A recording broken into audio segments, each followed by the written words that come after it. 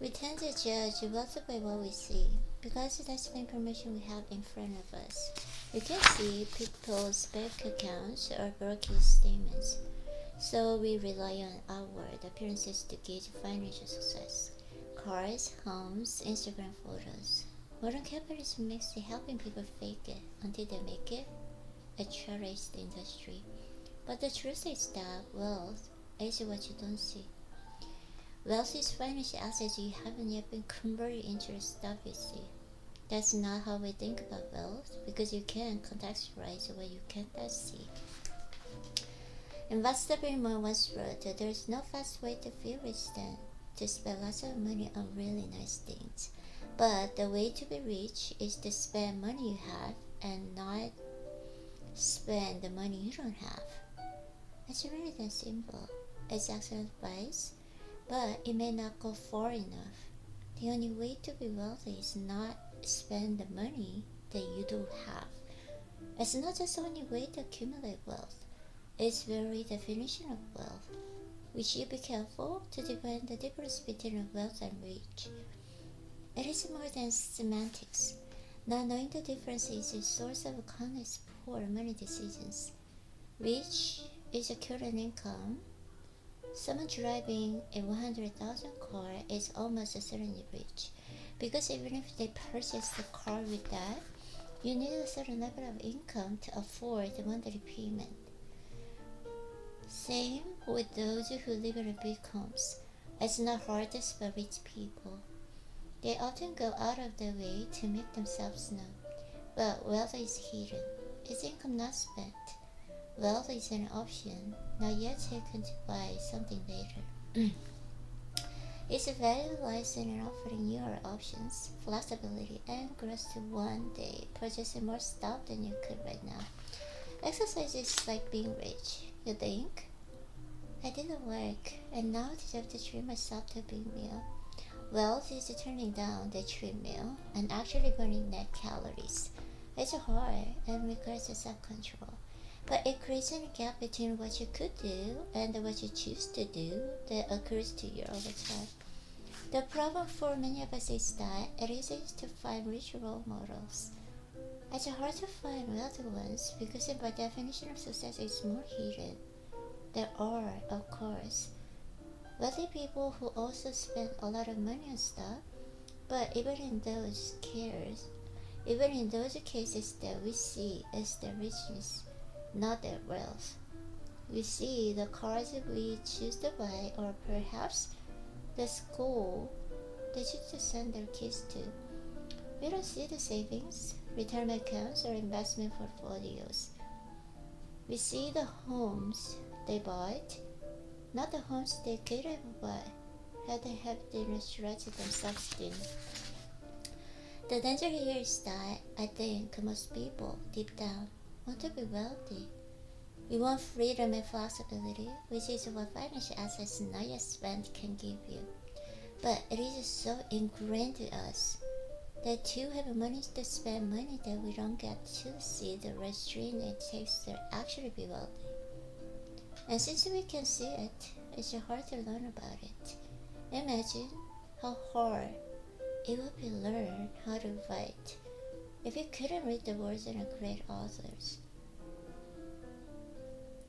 Who would be your inspiration? Who would you admire? Whose nuances, tricks, and tips would you follow? It will make something that is already hard even harder. It's difficult to learn from what you can see, which helps explain why it's so hard for many people build wealth. Keep this in mind when quickly judging others' success and setting your own goals. Save money. My observation is that you may do. Past a certain level of income, people fall into three groups: those who save, those who don't think they can save, and those who don't think they need to save. This is for the latter two. The first idea, simple, but it is overlooked. Instead of building wealth, has little to do with your income or investment returns, and lots to do with your savings rate. A quick story about the power of efficiency. The same is true with our money. Investment returns can make you rich, but whether investing strategy will work and how long it will work for, and the way markets will cooperate is always in doubt. Results are shredded in uncertainty. Personal savings and frugality, finances in a conversation, and efficiency. If you view building wealth as something that will require more money or a big investment returns, you may become as pessimistic as the energy doomers in the early 1970s. If you view it as a part of your own frugality and efficiency, the destiny is clearer. Irene, focus. Wealth is just an accumulating leftovers after you spend what you take in. And since you can build wealth without a high income, but have no chance of building wealth without a high savings rate, it's clear which one matters more. I'm better off than you are, despite being a worse investor. I'm getting more benefit from your investments despite a lower returns. The same is true for income. Learning to be happy with less money creates a gap between what you have and what you want. Similar to the gap you get from growing your paycheck, but it's even more in your control. A high savings rate means having lower expenses than you otherwise could, and having lower expenses means your savings go further than you would if you spent more. Everyone needs the basics. Once they cover that, there is another level of comfortable basics. The past that there is basics that are both comfortable, entertaining, and enlightening. When you define saving as gap between your ego and your income, you realize why many people with decent incomes save no little. It's daily struggle against the instincts to extend your peacock feathers to their outermost limits and keep up with others doing the same. People with enduring personal finance success, not necessarily those with high incomes, tend to have a propensity to not give a damn what others think about them. Saving can be created by spending less. You can spend less if you desire less, and you will desire less and if you care less about what others think of you. As I argue often in this book, many relies more on psychology than finance, but saving does not require a goal of purchasing something specific. The flexibility and control over your time is an unseen return on wealth. I'd say it's incalculable. Savings in the bank that earn 0% interest and might actually generate an extraordinary return if they give you the flexibility to take a job with a lower salary but more purpose, or wait for investment opportunities that come when those with the flexibility turn desperate. And the hidden return is becoming more important. To find your passion and niche at your own pace. If you have a flexibility, you can wait for good opportunities, both in your career and for your investments. You will have a better chance of being able to learn a new skill when it's necessary. You will feel less of a chance competitors who can do things you can't, and have more leeway to find your passion and your niche at your own pace. You can find a new routine, a slow pace, and think about life with a different set of assumptions. The ability to do those things with most others and can is one of the few things that will set you apart in a world where intelligence is no longer such an advantage. Having more control over your time and options will become one of the most valuable currencies in the world. That's why more people can and more people should have money. You are not a spreadsheet, you're a person. A screwed up, emotional person. It took me a while to figure this out. But once I collect, I realized it's one of the most important parts of finance when it comes to something that often goes overlooked. Do not aim to be called irrational when making financial decisions.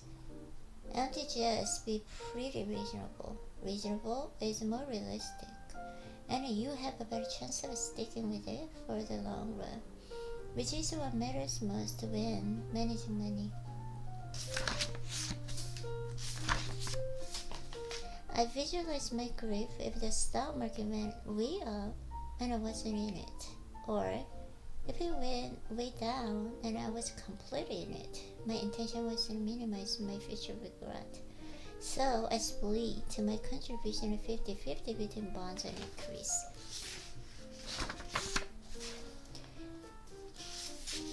Day trading and picking individual stocks isn't rational for most investors. The odds are heavily against your success. Josh Brown, who advocates mostly owns diversified funds, once explained why he also owns a smattering of individual stocks. I'm not buying individual stocks because I think I'm going to generate alpha. I just love stocks and have ever since I was 20 years old. And it's my money. I get to do whatever. Quite reasonable. Acting on investment forecasts is dangerous. But I get why people try to predict what will happen next year. It's human nature. It's reasonable. Jack Bogle, the last founder of Vanguard, spent his career on a crusade and promoted low-cost passive index investing. Things that have never happened before happen all the time.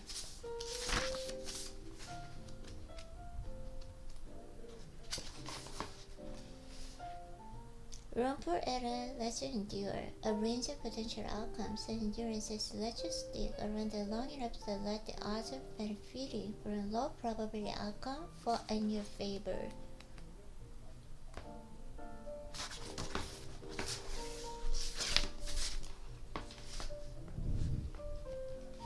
Compounding works best when you can give up plan years and decades to grow. This is true for not only savings but careers and relationships. Endurance is key, and when you consider your tendency to change, who we are over time, balance at every point in your life becomes a strategy to avoid future regret and encourage endurance. Aiming at every point in your working life to have a modular annual savings, modular free time, no time then a modular commute, and at least a modular time with your family increases the odds of being able to stick with a plan and avoid the regret. That if any one of those things fall to the extreme sides of the spectrum, the trick is to accept the reality of change and move on as soon as possible. It is the equivalent of a stranger making major life decisions for you. Embracing the idea that financial custom-made when you're a different person should be abandoned without mercy versus an abundant life support and dragged on can be a good strategy to minimize future regret. The quicker it's done, the sooner you can get back to the compounding. Next, let's talk about the compounding price and admission.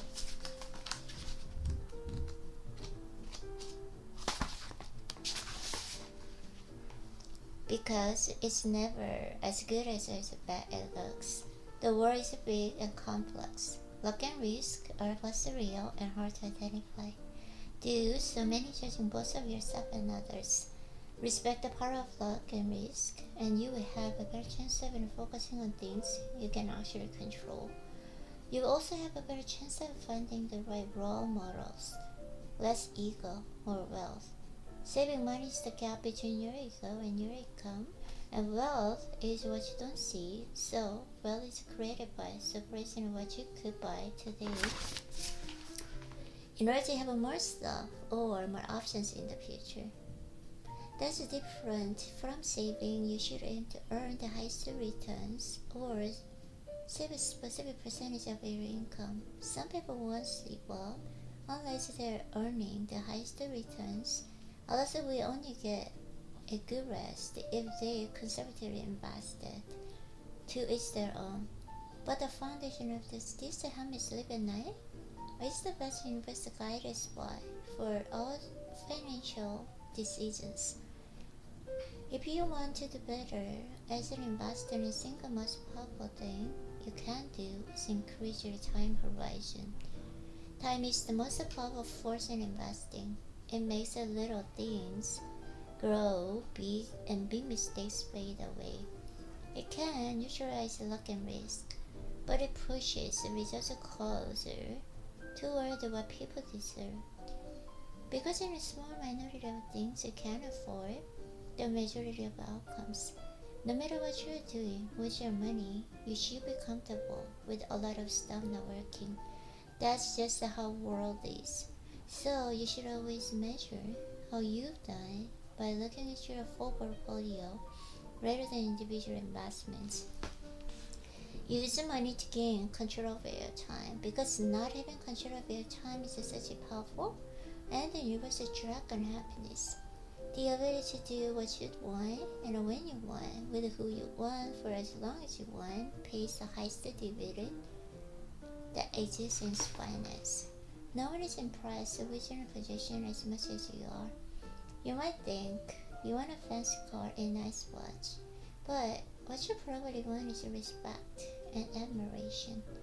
But saving for things that are impossible to predict or define is one of the best reasons to save.